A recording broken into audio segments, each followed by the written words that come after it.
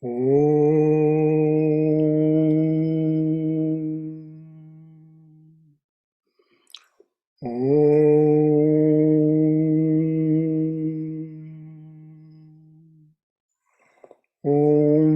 Sahana Bhavatu Sahano Bhunaktu Saha Viryam Karavavahai Tejasvina Vaditamastu Ma Vidvishavahai.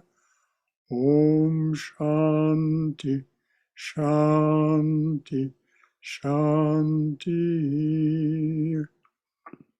Om, may the Divine Being look over us lovingly as a mother and father. May the Divine Being support and nourish us as a mother and father. May we have the strength and skill to study together the art of spirituality. May no misunderstandings arise amongst us. Om, peace, peace, peace and beneficence be unto us and to all beloved beings everywhere. So, good morning. Welcome. Thank you for being with us this Sunday morning, the 9th of October, a full moon. I was told a few things about this winter full moon as far as the Indian calendar is concerned. We shall see what it brings. But for the moment, we have these announcements. Seva Saturday for this month, October, is next Saturday, the 15th. Please, if you can manage, join us. We'll be getting ready, getting the center ready for the fall season and then, of course, the winter. Other than getting together for the Seva Saturday, we're still on lockdown. We're not doing any face-to-face gatherings. The chapel, of course, is open every day for your private use, and appointments, face-to-face appointments with me, can be made either by phone or by email. So if you wish to get together, please do that. So once again, welcome.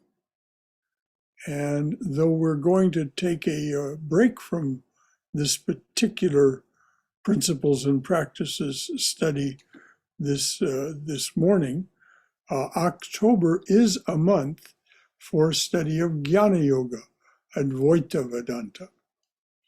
As a Jnana yogi, you practice discrimination, reason, detachment, and satyagraha, which is roughly translated as insistence on truth. Of course, the goal of all of our spiritual practices is freedom from limitation, moksha. Our teachers say that all miseries in life, all limitations, all miseries, are caused by seeing inaccurately. An earnest and persistent jnani may break through this misapprehension, which is called Maya, and see only the divine presence everywhere, in everything, and everyone.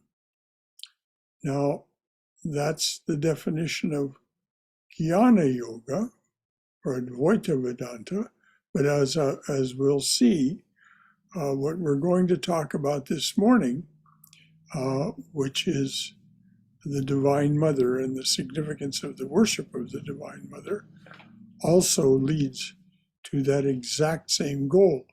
All these paths lead to that goal. And as I've been saying every week now, please understand that this is not meant as personal instruction for you. It is the presentation of practices and principles that may or may not be useful and beneficial to you. But according to Swami Swahananda, who I will be speaking largely from his frame of reference and his teachings, although quoting a number of others, the principles and practices talked about this morning can be beneficial to you if you find yourself temperamentally suited to them and you decide to make them a part of your spiritual practice.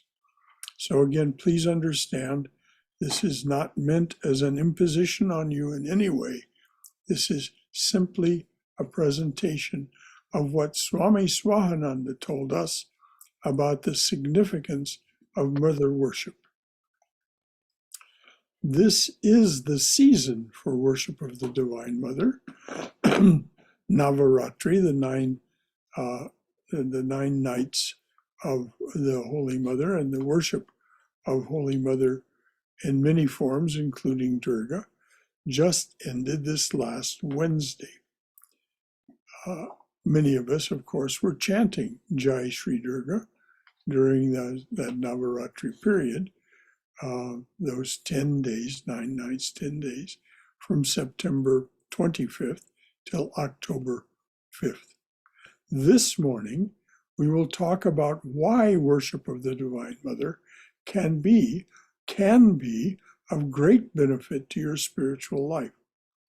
She is called Shakti, or Kali, by Sri Ramakrishna and Swami Vivekananda. They say she is the creative power that manifests our universe, and that the inner nature of this power is feminine. I'll repeat that. Swami Vivekananda, following the lead of Sri Ramakrishna, say that the divine power, the holy power, is in its nature feminine. She is the creative power that manifests our universe. Swami Swahananda said, "It is in the struggles, even in the lost battles of life, that a spiritual seeker is to see the hands of the Mother. Then only is he or she, the spiritual seeker, then only is he or she established in steadfast devotion. The seeker is to steel himself or herself against all fears and weaknesses, and the worship of the Divine Mother, the worship of the Mother as power in all her aspects, prepares him for it. In all her aspects, as we will see and read some of the things quoted later, Mother has her terrible form it can be very destructive. We're seeing it, of course, in the world now.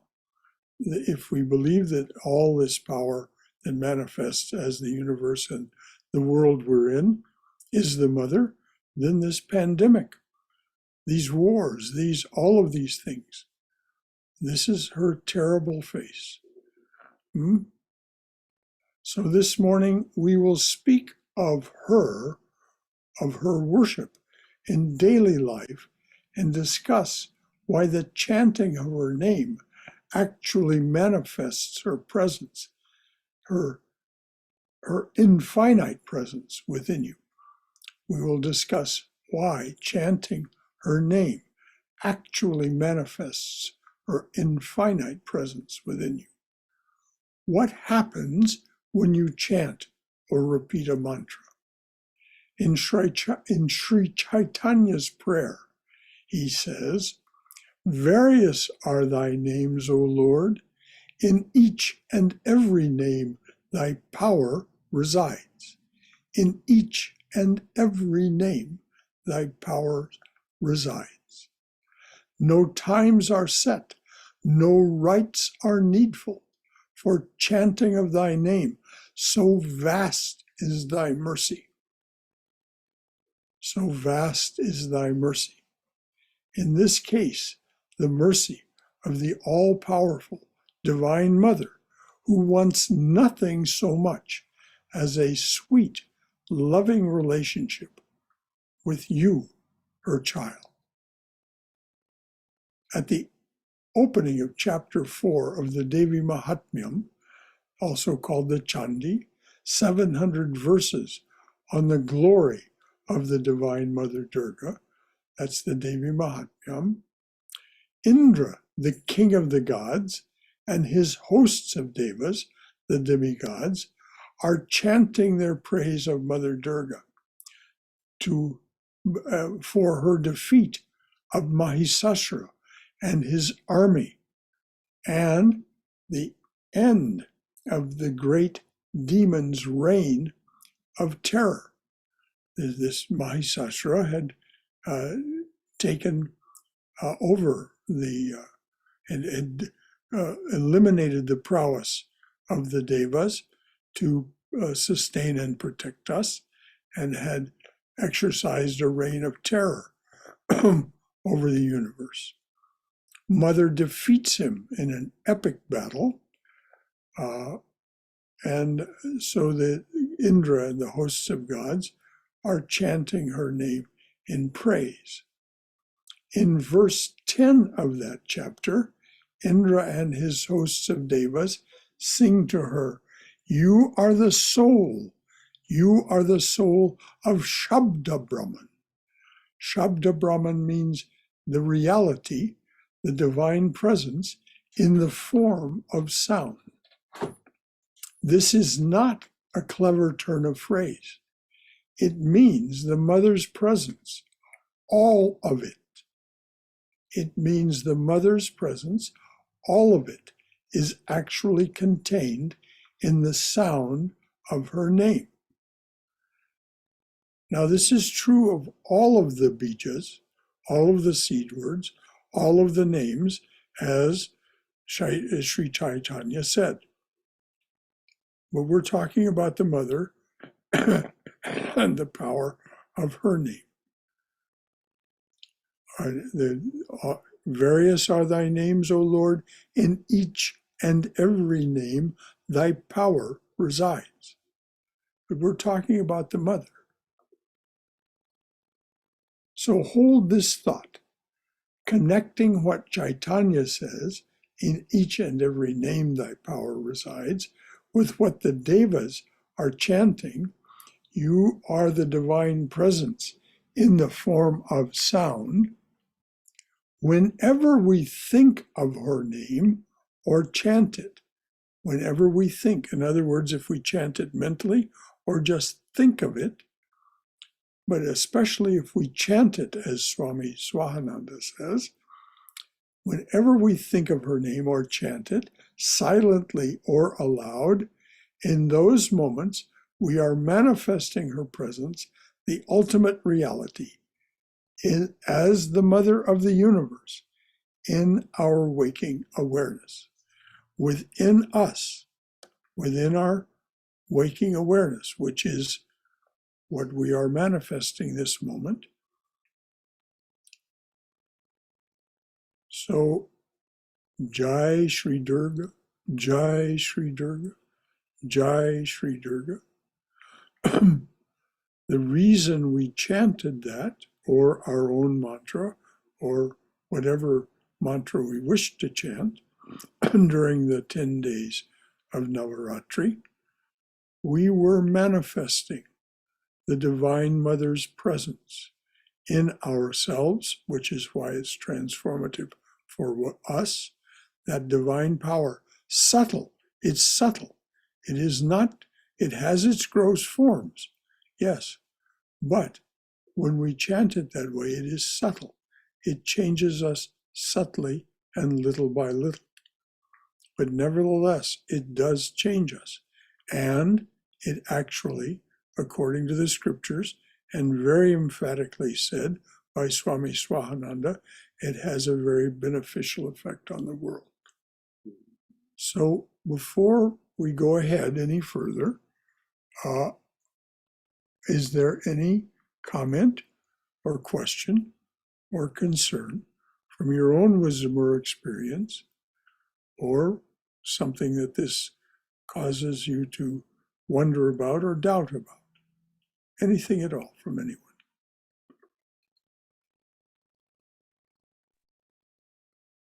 Brother Shankar? Yes, Bhagarat.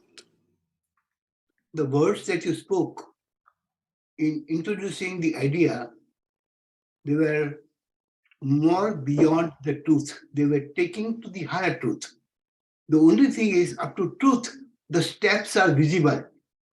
But from there to the higher truth, the steps are invisible, and you have to take the steps only on the base of your faith. If you have faith, you put your leg there and it becomes a step.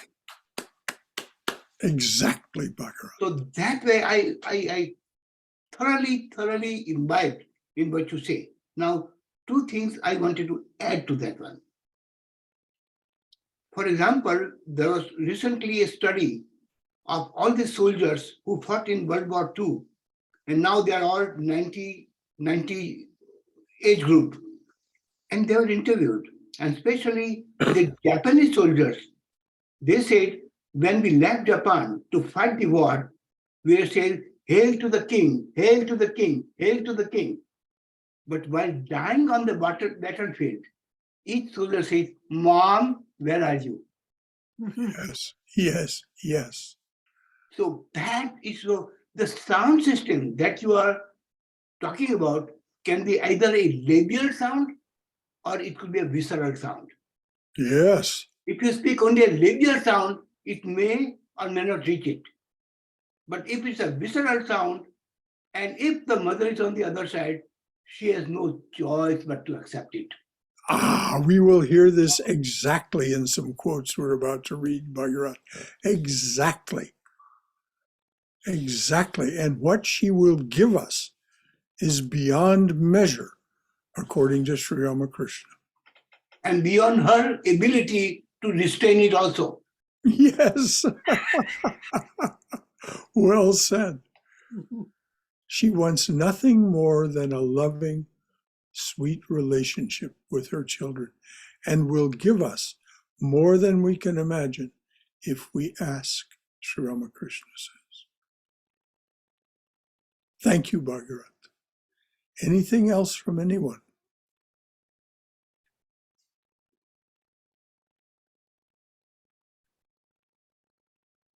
All right.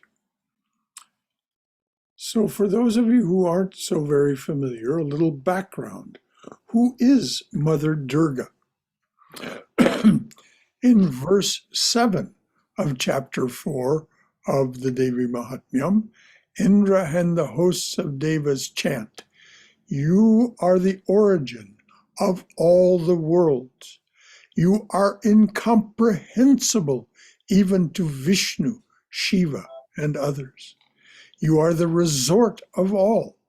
This entire world is composed of an infinitesimal portion of yourself.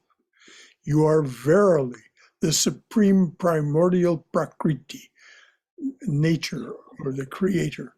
That's what Prakriti roughly means. You are the supreme primordial Prakriti, untransformed. If we think of the Purna chant, all is complete. All is complete. If we take completion from completion, completion remains. Fullness remains.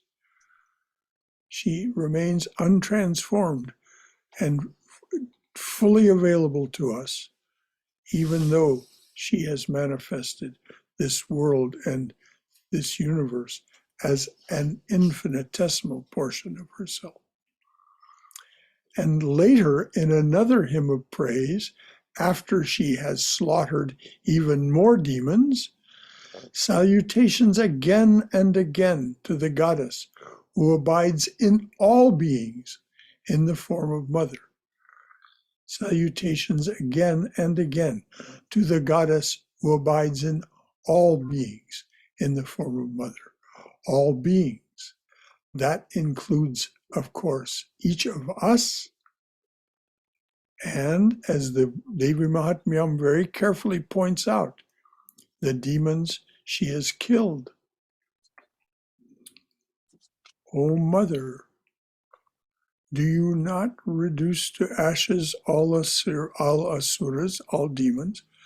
Don't you reduce to ashes all asuras by mere sight? But you direct your weapons against them, so that even the inimical ones, purified by the missiles, may attain the higher worlds. Such is your most kindly intention toward them. So it is us and all her children, including the demonic, those of demonic nature.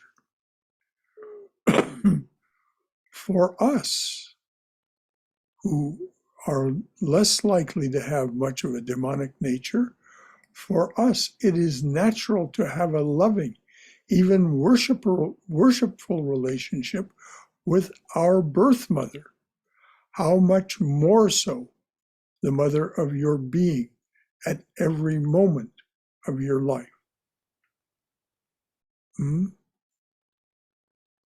Your birth mother gave you life and brought you up.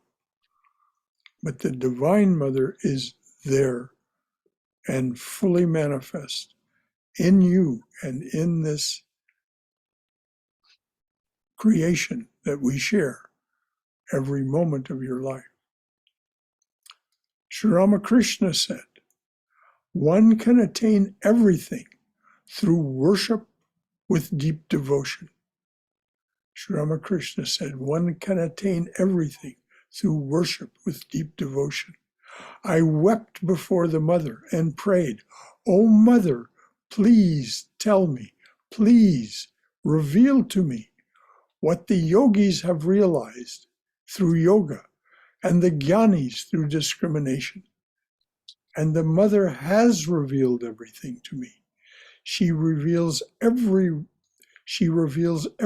to the devotee. If she reveals everything, if the devotee cries to her with a yearning heart, she has shown me everything that is in the Vedas, the Vedanta, the Puranas, the Tantra. Now this is from the Gospel of Sri Ramakrishna, page 579. You can go read it for yourself and the context within which that quote comes. Sri Ramakrishna also made this promise to M, the man who transcribed and wrote the Gospel of Sri Ramakrishna. He made this promise to him. Practice just a little, and someone will come forward to help you. In other words, we do not have to do the great inconceivable penances that Sri Ramakrishna did because we are her children. And if we cry to her with a loving heart, this is what he means by practice just a little. Practice just a little, and someone will come forward to help you. That someone is the mother herself, according to Sri Ramakrishna. Now, before I go on to what Swami Vivekananda said, a rather long quote, is there any other comment or question or concern that has arisen from what's been said? Yes, brother. Yes, Uma. I want to share my personal experience of doing the japas, particularly at night time before going to bed. Yes, dear. And I had such a deep hunger for mother's affection, mother's calming and accepting and forgiving relationship. Probably, or maybe, because I lost my birth mother when I was less than 3 years old. Oh my.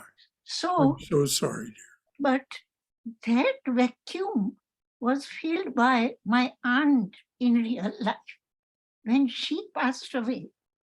And that hunger still remained.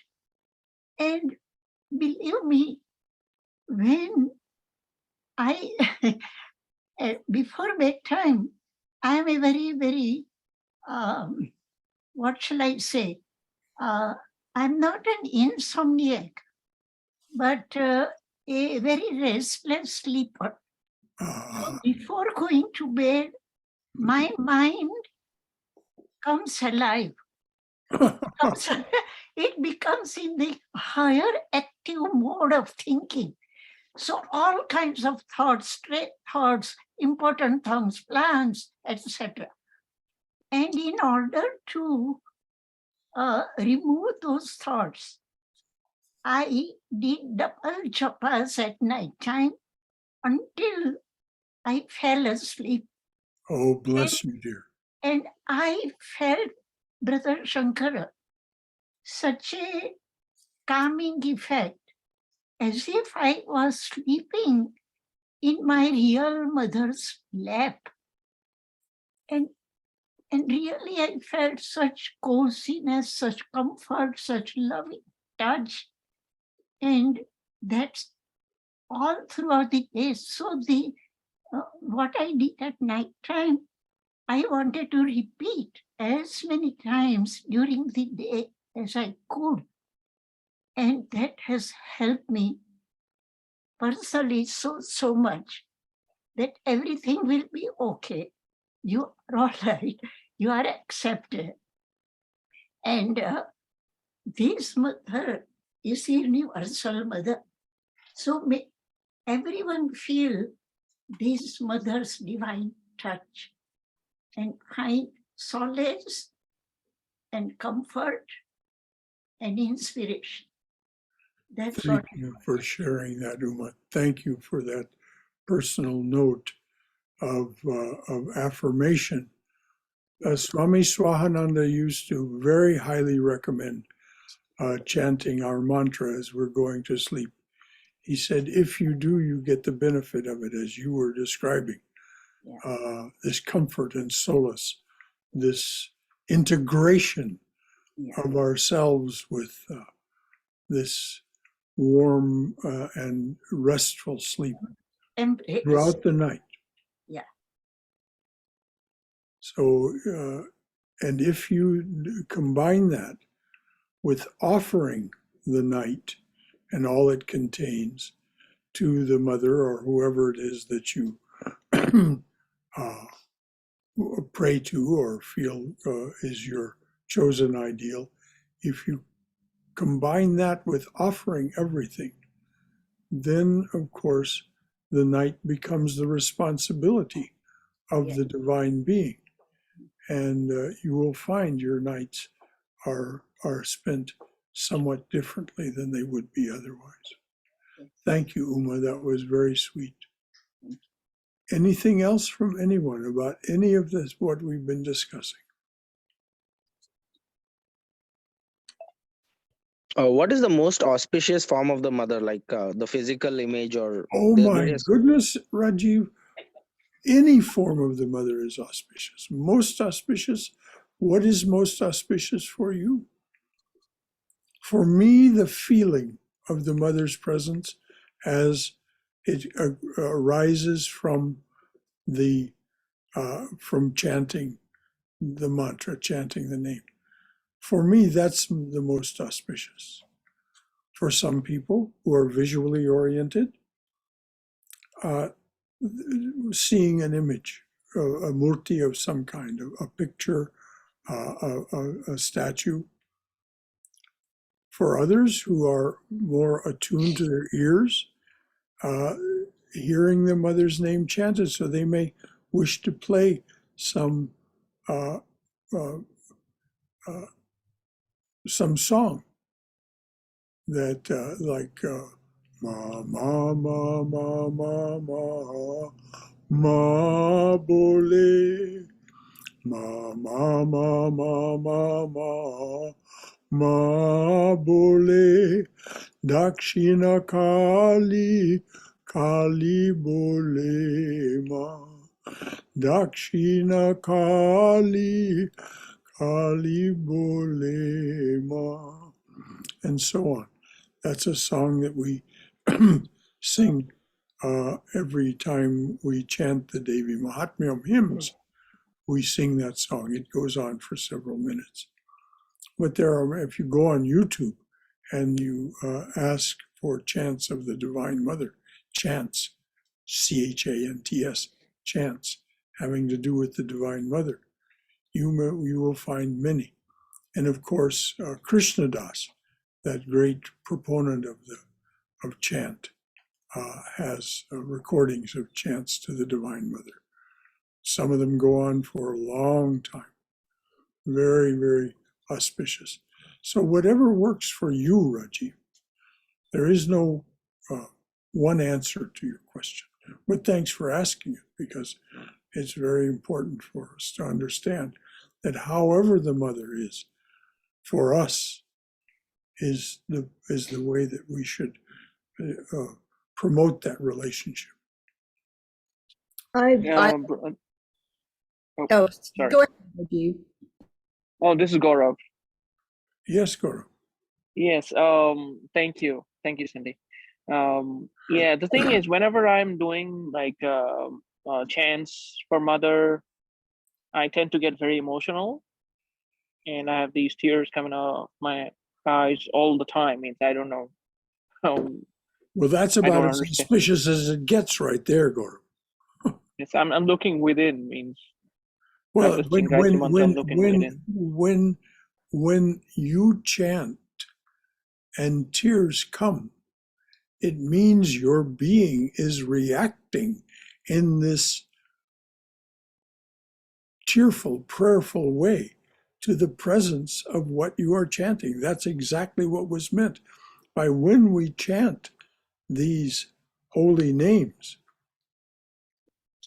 It almost feels like I'm like a little infant. Like a child, yes. A little infant with, literally like no powers in her lap or something. Well, isn't that sweet, Gaurav? It is. Isn't that sweet? And I think that innocence, I think brings out all the tears, I guess. I don't know. Well, Swami Prabhavananda used to tell us that as you increase your practice, tears will come. And the tears are because your being is the divine presence, and your body is feeling that divine presence. Your being, capital B, your verb being is the divine presence, and you are feeling that divine presence, and so naturally you begin to, as you call it, be emotional. Well, that's actually far higher state than emotionality.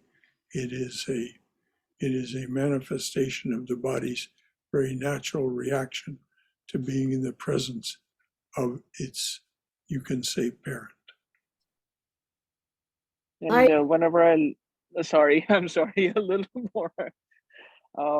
Whenever I listen to like any of the Shama Sangeets, the songs about mother, the Yes. devoted, that automatically brings tears.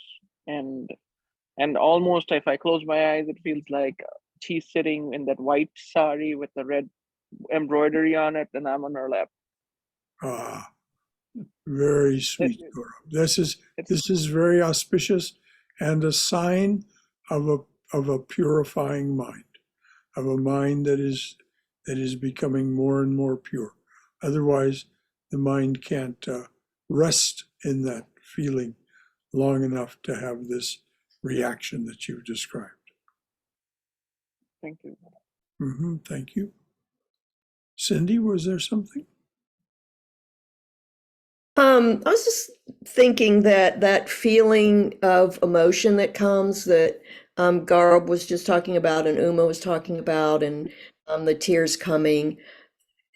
For me, it feels like a like relief, because when we are in the divine's loving and protective arms, we can let go of everything, all of the troubles, especially as adults and older adults.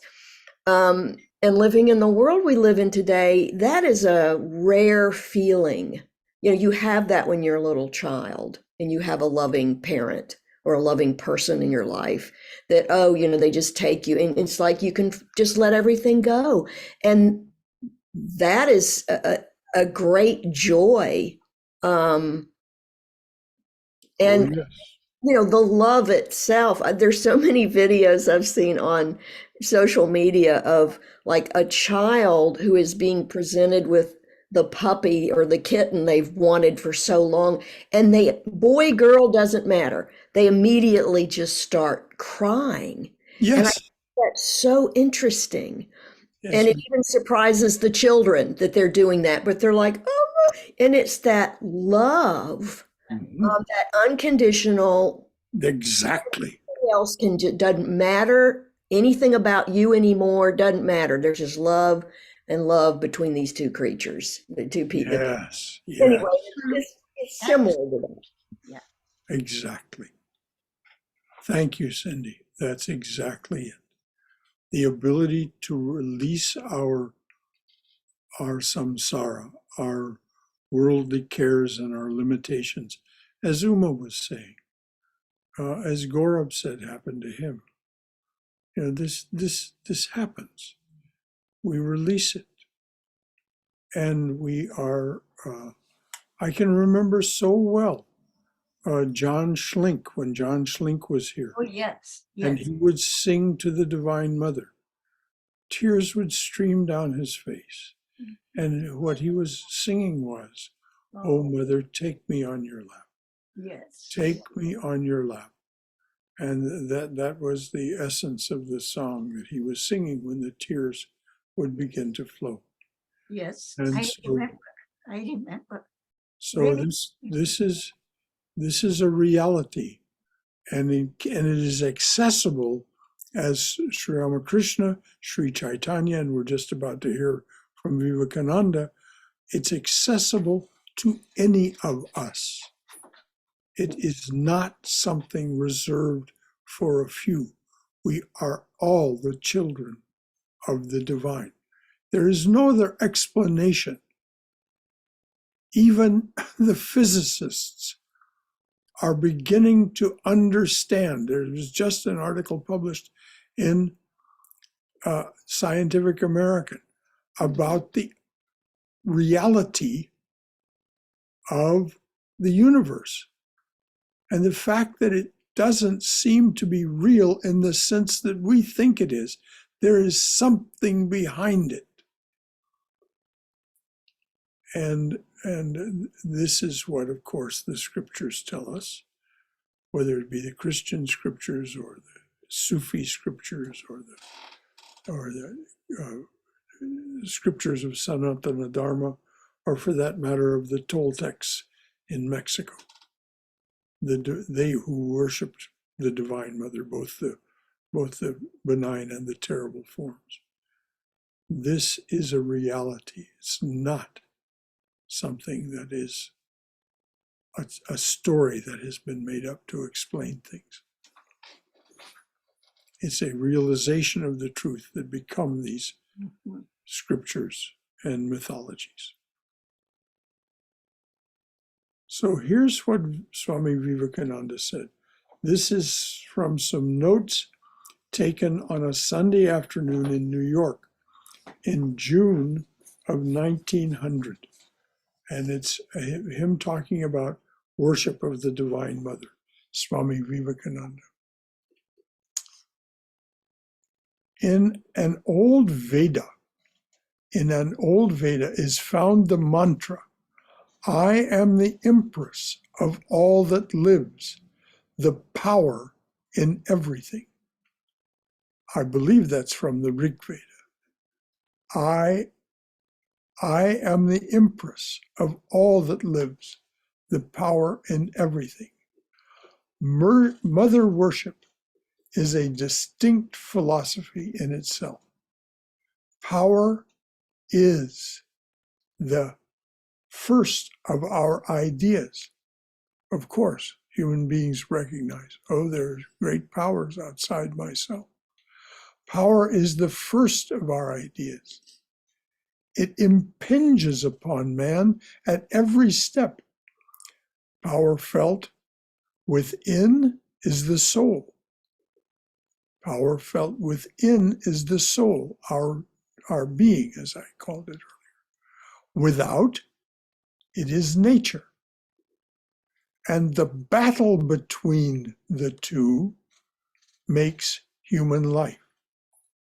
All that we know or feel is but the resultant of these two forces, the power within and the power without. Man saw that the sun shines on the good and the evil alike. Here was a new idea of God as the universal power behind, a new idea of God as the universal power behind all. The mother idea was born. The mother stands by her child through everything. Everything else in this world may desert a man, but his mother never. Mother, again, is the impartial energy of the universe because of the love that, because of the impartial power of the universe, energy of the universe, because of the love that asks not, desires not, cares not for the evil in her child, but loves him the more. In our thought of God, there is human limitation, personality. With Shakti comes the idea of one universal power, eternal, unquestioning self-surrender to the mother alone can give us peace. Mhm. Beautiful. Eternal, unquestioning self-surrender to the mother alone can give us peace. This comes through, as Uma said earlier, through faith, or I think it was Bhagirath said, through faith, through Shraddha. We just have that faith, and then we take the actions, and we get the result. Love her for herself. This is Vivekananda again. Love her for herself, without fear or favor. Love her because you are her child. See her in all, good and bad alike. Until then, see her in all, good and bad alike. Until then, misery will pursue us. Only resting in Mother are we safe.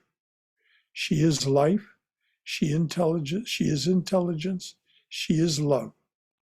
Established in the idea of Mother, we can do anything. She quickly answers prayer. She can show herself to us in any form, at any moment. Divine Mother can have form, rupa, and name, nama, or name without form. And as we worship her in these various aspects, we can rise to pure being. As we worship her in various aspects, we can rise to pure being, having neither form nor name, pure being, having form, no name. A bit of Mother, a drop was Krishna, another was Buddha, another was Christ. Worship her if you want love and wisdom.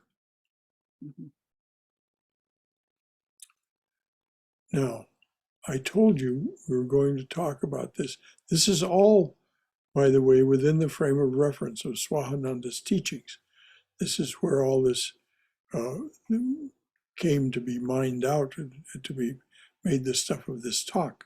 But now we're going to talk very specifically about what Swahananda said about the role of devotion, chanting, and worship in our relationship with the Mother.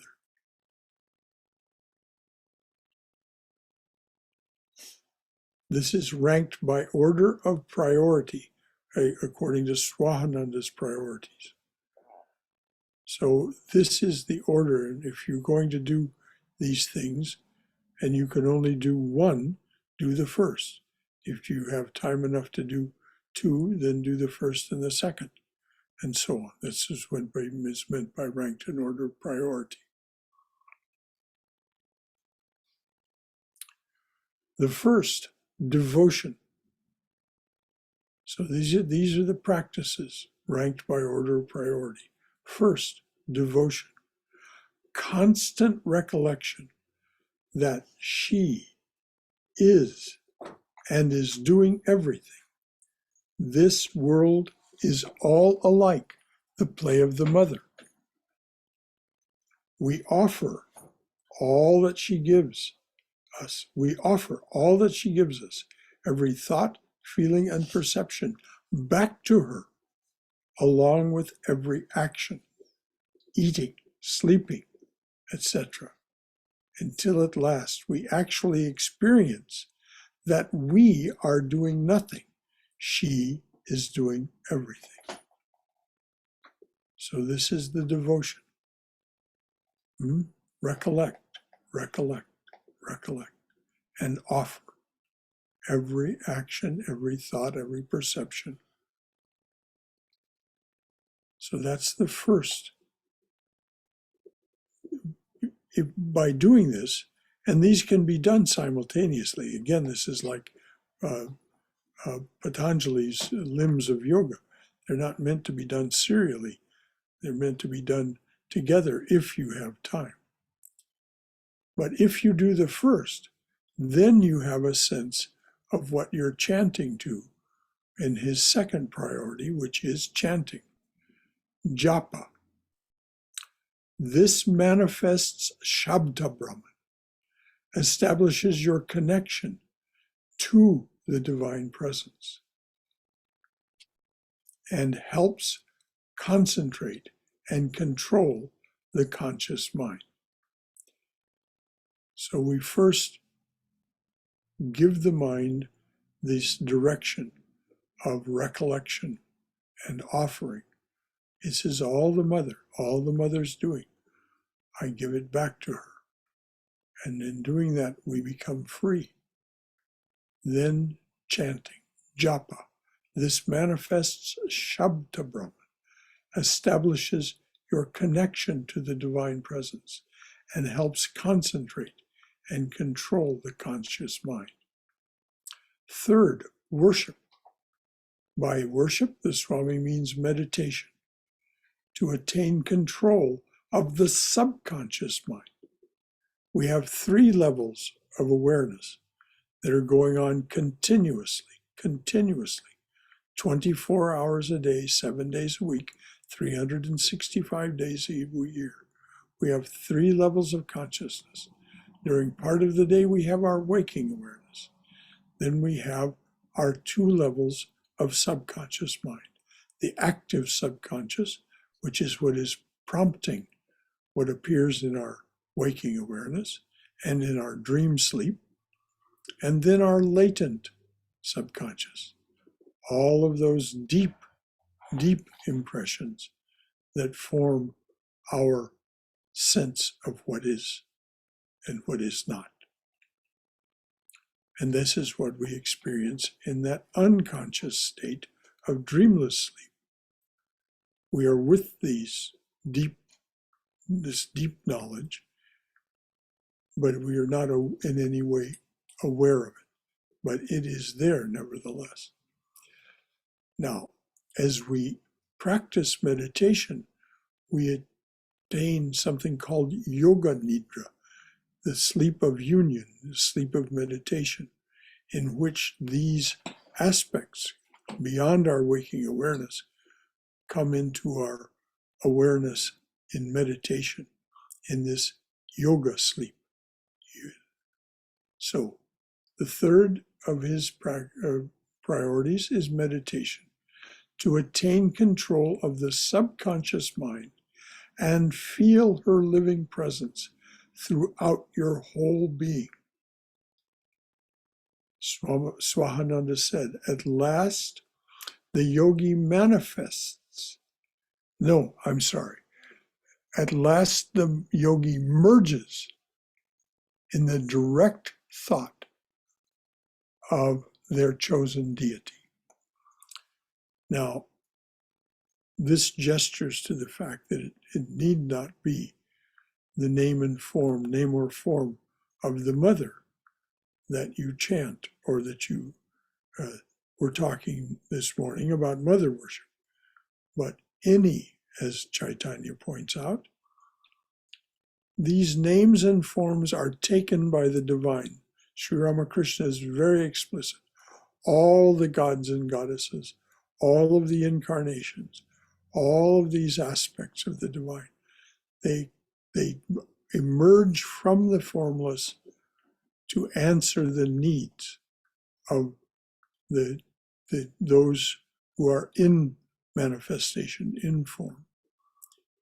So this is why Swahananda doesn't say in this particular aspect that it must be the mother. Of course, it does not have to be the mother. Swahananda said, at last, the yogi merges in the direct thought of their chosen deity. This is nirvichara or savikalpa samadhi. So that's priority number 3. The fourth is chanting of hymns and stories and formal worship, puja. Now, we've been talking in the Saturday class about the virtues of these things, chanting of hymns and stories and formal worship. Swahananda. This is what Swahananda said.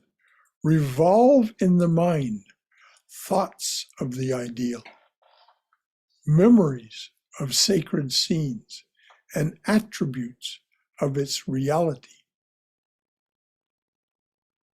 Swahananda's view of the world and its deity goes straight to the mother. I left something out. This is Swahananda's view of the world and its deity. Goes straight to the mother.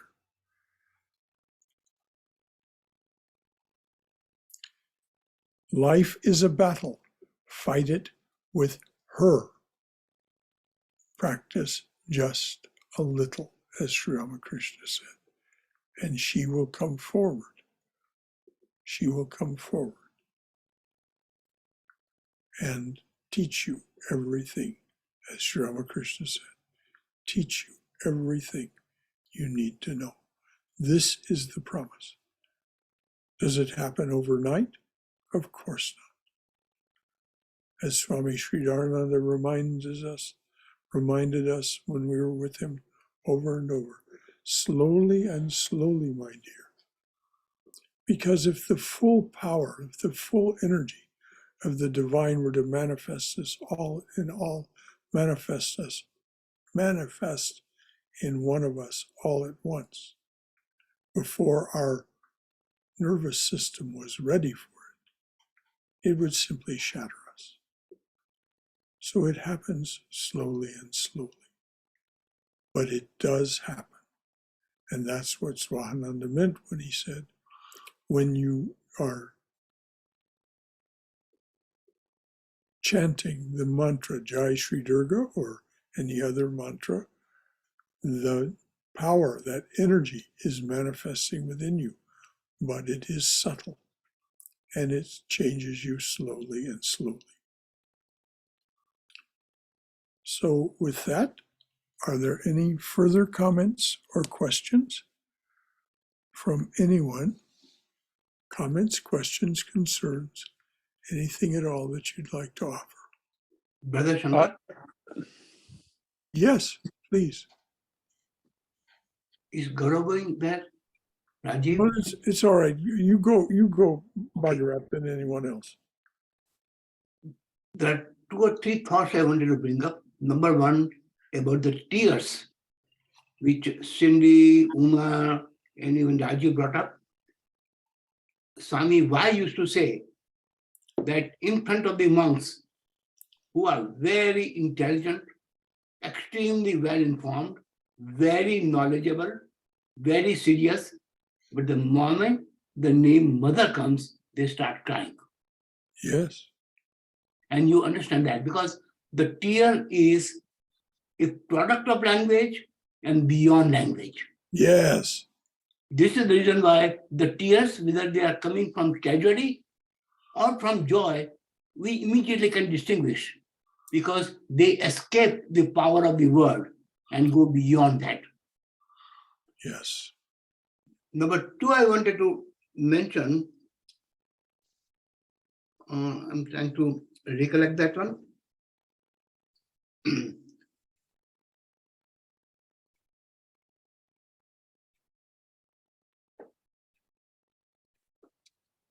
Let me- Well, let's let someone else go ahead, Exactly. I'll and then you come back to us when it comes back. Yes.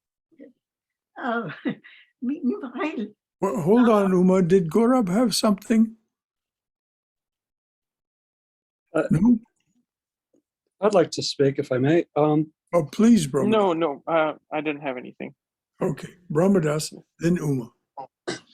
So just a quick response. Cindy had mentioned that a child could cry for their beloved pet. My observation, this may sound corny, but the pet also responds to love. Like they seem to act very affectionate towards their human. Dogs, cats, and parrots. But moving on to the hymns to the Divine Mother. Wait just a minute, Brahmadas. That's not at all corny. That's just a fact for anyone who's ever been with these animals that we keep with us. We experience their love. We experience their relationship. Whether or not they truly love us, I can't say, but they certainly sometimes act like they do. They're very affectionate. Well, by their fruits ye shall know them. So what were you going to say going on, Brahmadas? Okay, now I did an extensive search on YouTube for when you talked about chants to the Divine Mother. I feel it would be very helpful for me to listen to someone chanting Jai Sri Durga to kind of sing along during Navaratri, if you will. But I haven't found anything like that. Has anyone found such a MP3 or YouTube or anything that if somebody's just chanting Jai Sri Durga without a lot of other fancy stuff? I tell you what, Brahmadas, one will be created from here and sent to you. Oh, great, because you've got 2 musicians living with you. So I was thinking if one of them could create such a thing, we could all benefit from that. Jai Sri Durga, Jai Sri Durga, Jai Sri Durga. Can you please send that to me as well, brother? Rajiv here. Okay, Rajiv, consider it done. Brother Shankara? Yes, dear. Well, wait a minute. We said that Uma would be next, Swayam. Could you hold that thought? Is that all right? Uma? Absolutely, yes, that's fine. oh, go ahead. That's fine. Okay. Whatever, go ahead. Go ahead. Swayam, go ahead then. Okay, all I wanted to share with Brahmadas was that I don't know if it is still available, but Vedanta Society of Southern California, I don't know if it was broadcast from the San Diego or one of the centers, did Jai Shri Durga chanting, and I chanted along with them one of the days during those 10 days. And I don't know if it's still there, but Well, if it was recorded, it will still be there. And So, that's Vedanta, that's their website? go to the YouTube channel of the Vedanta Society of Southern California. Their YouTube channel, Vedanta Society of Southern California. All of their centers post their stuff there, and just put in the Jai Shri Durga and see if something doesn't come up. And if it does, please let me know, and then we can direct Rajiv to that as well, and spare us the effort of making something here ourselves, though that would be a delightful and joyful thing to do. Brother, the chant that I generally have been doing, it's like Om Durga Namah. Well, that's fine. It isn't the one Yeah. that Swahananda recommended, but Okay. the- Okay. the- And then finally it becomes like just I call out Ma, that's it. yeah, right. That's all it Well, becomes. that's Can't all put that's the thing. needful. This is why when people do their kirtans and bhajans and they chant for a long time, they become ecstatic and they begin to chant. As Ramakrishna said, they'll chant. If they're chanting to the mother, it'll become just ma, ma, ma.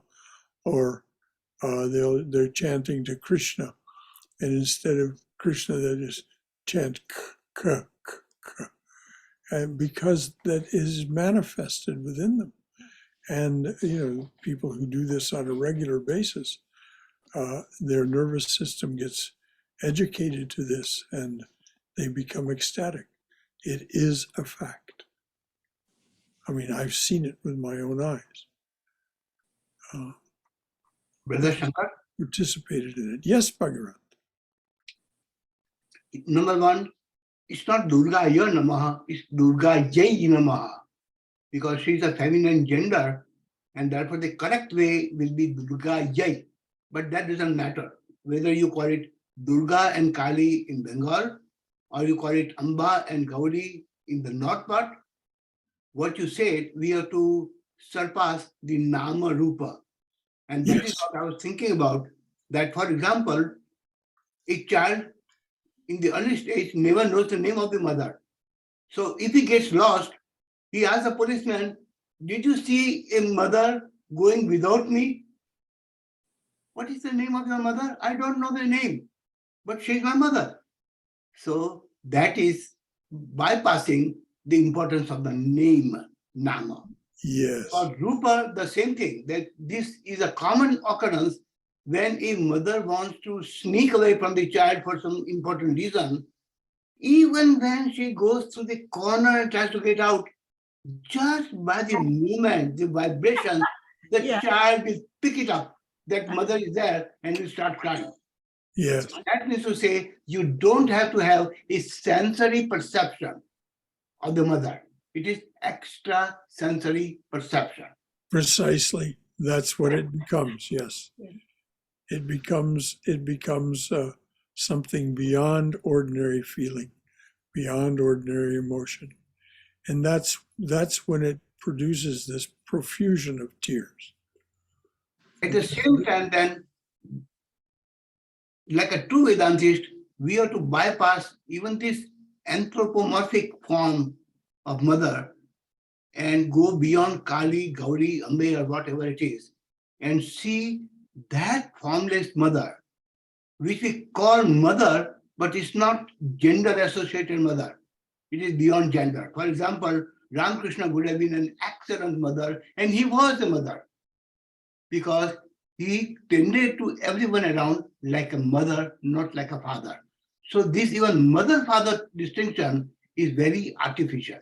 Oh yes, the genderlessness, and of course, in his the song that Sri Ramakrishna often sang, "Is my mother really black?" Speaking of Kali, he said, "If you go up close, she is colorless. She is without all of those benign or horrific aspects. He said, she is like the sky, like the ocean. It seems blue at a distance, but if you go close, there is no color. There is no attribute. So you're exactly right, Bhagirath. But we each go from where we are as we can toward the center.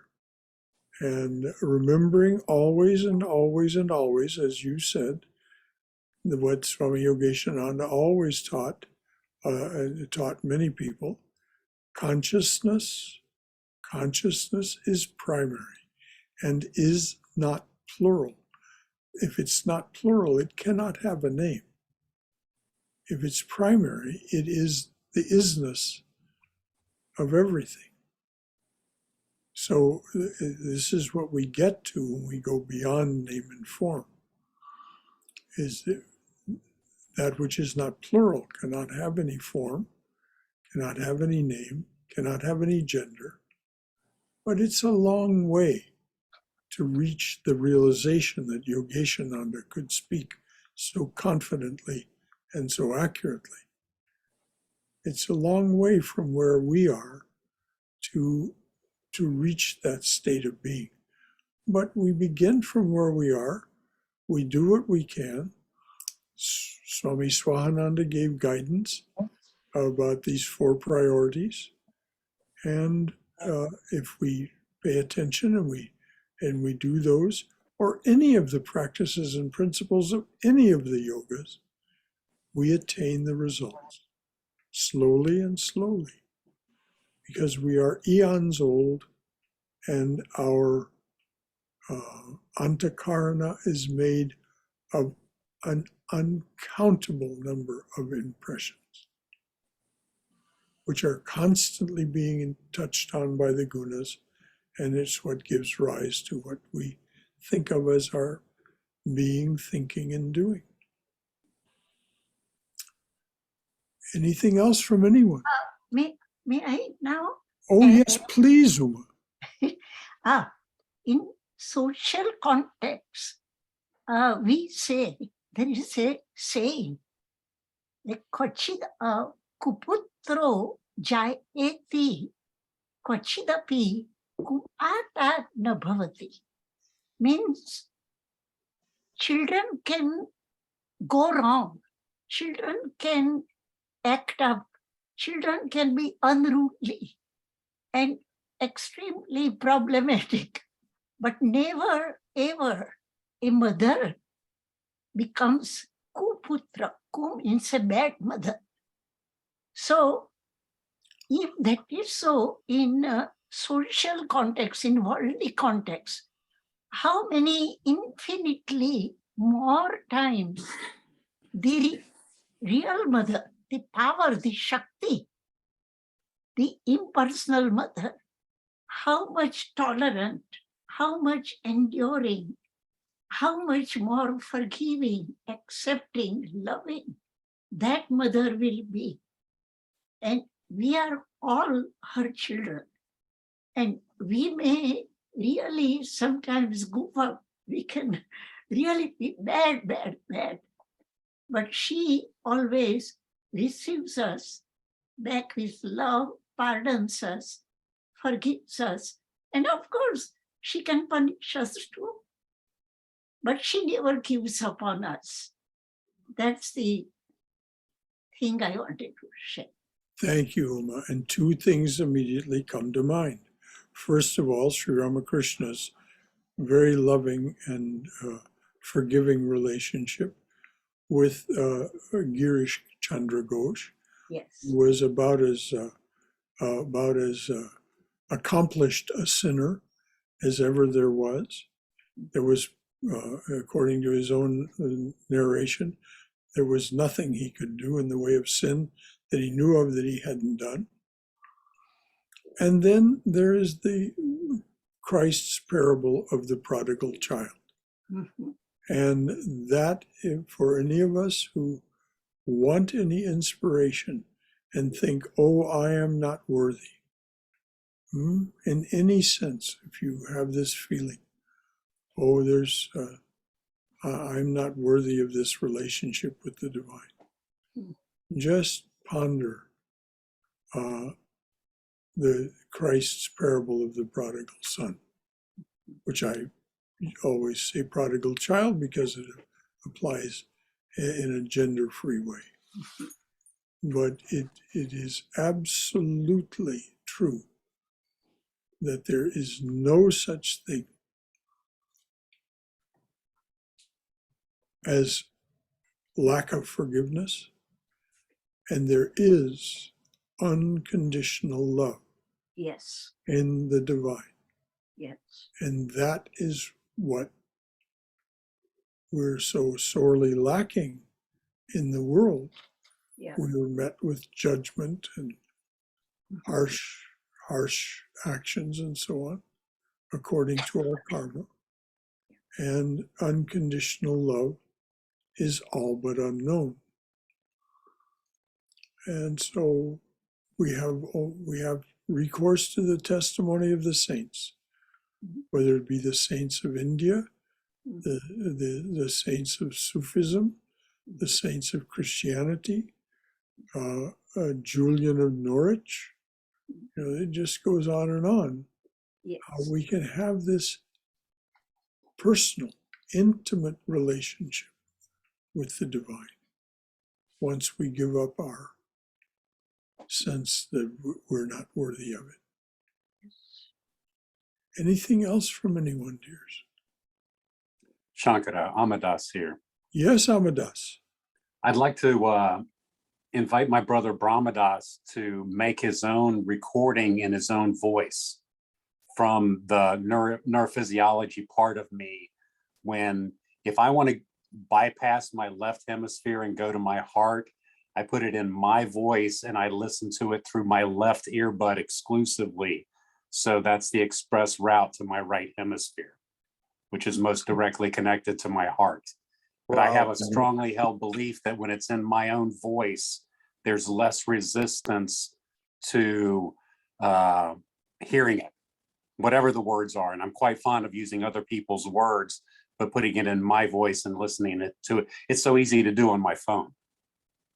Well, for those of you who don't know, this is Amadas is speaking from a great wealth of experience as a medical professional and a great student of neurophysiology. So when he's talking about doing what he just said, it is not something that he made up but that he learned and found a way to practice. This is brilliant. And of course, it's very much a part of the literature that this kind of feedback of hearing your own voice, and this is one of the reasons to chant a mantra out loud. There is a feedback loop that gets set up. So if you chant it out loud, Jai Shri Durga, Om Namah Shivaya, Om Namah Shivaya, whatever it is, the feedback loop is there. One of our great problems is impatience. We want things to happen more quickly. And that is in part because of this dreadful world we live in now. And it is a dreadful world. This prison, our iron age, as Swami Vivekananda puts it in his hymn to Sri Ramakrishna. This Tantalus's hell that we live in. We're so educated to want things immediately, instant gratification. Not possible. Not possible. We're eons old. Each of us here is eons old, if we are to believe what we're told, not just by the scriptures and by our great teachers like Vivekananda and Sri Ramakrishna, but by the scientists. The form happened very early on. And the universe, according to our understanding, is 13.7 billion years old.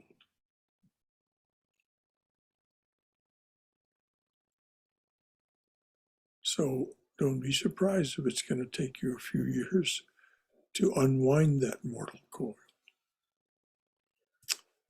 Anything else from anyone, dears? Brother, one of the things is that sometimes there is like a theory that or it's reality that when you approach God, a lot of the samskaras play a role in that, like the how you do that.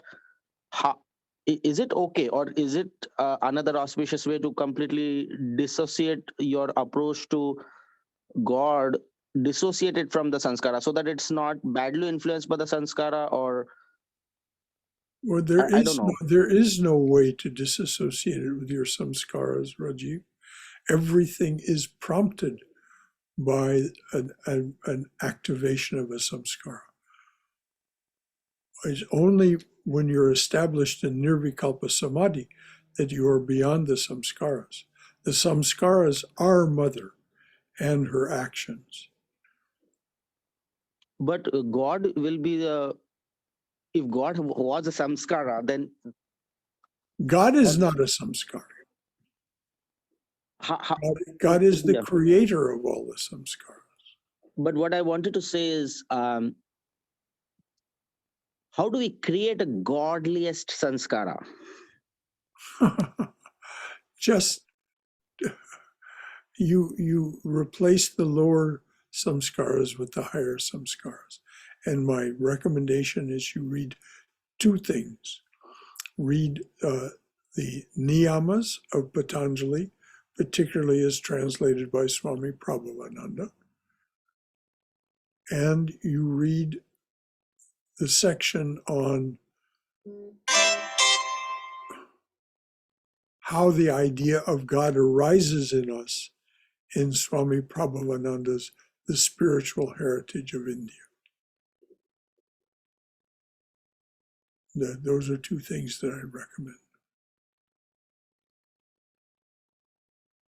We can so easily overthink these things, Rajiv. We don't achieve by thinking. We achieve by doing, which is why all these practices and principles exist. Now, if you want to invent your own version of God, well and good. Well and good. But you will do it by doing, not by thinking. You will discover, you will uncover that unique and infinite aspect of the divine by using the practices and principles that were given. And finally, you go beyond them on your own. This is called the grace of your own mind. The fourth grace. Anything else from anyone? Brother Shankara, Yes, dear. like you were talking about the patients, see, when the mother is preparing the formula for the baby still keeps on crying more and more vigorously, not appreciating that she is in the process of making it ready for her. Yes. Even in the case of breastfeeding, when the mother takes the baby from one breast to the other breast, the baby becomes restless. And this is very comparable to our nature, even as adult. And Amen. when things are getting ready for us, we cannot even wait. That's the reason why the child's prayer is, God gives me a lot of patience, but right away. Yes.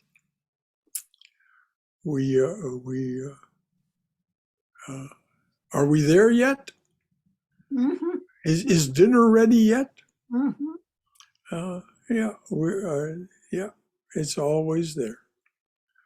And so we have to be self-loving and self-forgiving. Oh yes, that too is there.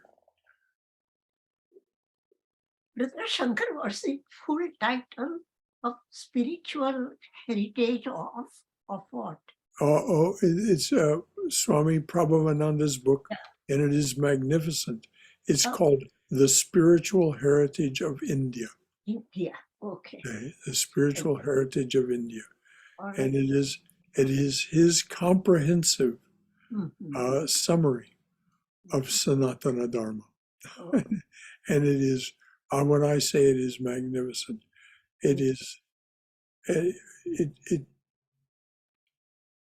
well, you'll just have to read it for yourself to know what I'm speaking of. I mean, the Swami was a great scholar and a great writer, and knew so very much. Yes. I'm also enjoying Swami Ranganathananda's Divine Grace. Oh yes. That is absolutely deeply, deeply powerful. Well, as people said who knew both men, Swami Ranganathananda was the most like Swami Vivekananda. Yes, yes, agree. This is what was said by people who'd known both men. Yes. Is there anything else? This is wonderful. Anything else from anyone? All right, dears. We'll close with our traditional chant as translated from the ancient Sanskrit by Swami Yogeshananda. Let there be peace in outer space. Let there be peace in the sky, on the earth, and in the waters. Let there be peace in the herbs, the plants, and the trees. May the gods be peaceful. May the whole universe be pervaded by peace. Let that infinite universal peace prevail throughout my being. Om Shanti, Shanti, Shanti. Peace, peace. Peace be unto us and to all beloved beings everywhere. Jai Shri Guru Maharaj Ji Ki Jai. Durga, Durga, Durga. May we be safe. May we be healthy. May we be cheerful. May we have peace of mind. May we be always in the loving and protective embrace of the Divine Being as our Mother and Father. Om. Amen. So until Tuesday, for those of you who decide to join us, when we'll take up the study of the life of the Divine Mother, and then Wednesday, of course, we're studying that book that Uma mentioned, Divine Grace, by Swami Ranganathananda. And then on Saturdays, we're studying Swami Prabhuvananda's translation and commentary of Patanjali's Yoga Sutras, which he published under the title, How to Know God.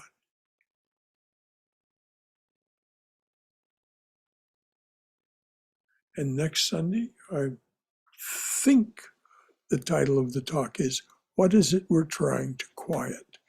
When we're trying to quiet the mind, what is it that we're trying to quiet? Anything else? Brother, next Saturday is Seva Saturday? Yes, it is. Okay. So I've never been to a Seva Saturday, so when do we show up? 10 a.m. And you don't need to, it runs from 10 a.m. to 2 a.m. But you don't need to stay for the whole length of time, whatever is practical for you. And if you're here at lunchtime, which is 12:30, you're served a fine lunch of some kind. Simple, but something very tasty. And if you're vegetarian, that's there. Okay. So, Shankara? yes, dear. Excuse me, do people still need to be vaccinated for? Oh, absolutely. They need to be vaccinated, fully vaccinated. Sure. We wear masks when we're with one another. But if we're working alone, we can, of course, take our mask off. And of course, when we sit for the meal, we take our masks off. So we're as careful as we can be and as practical as we need to be. Thank you, Lori, for pointing that out. Anything else, dears? As always, thank you so much. Well, thank you all so much. Thank you. Very productive. Very Thank you. Thank you. Well, I say thank you to all of you. Let us go forward together, as I was told. Yes, yes. Let us go forward together. Yes. Let us study the art of spirituality together. Yes. So until next time, dears, Jai Ma. Yes. Enjoy, Ma.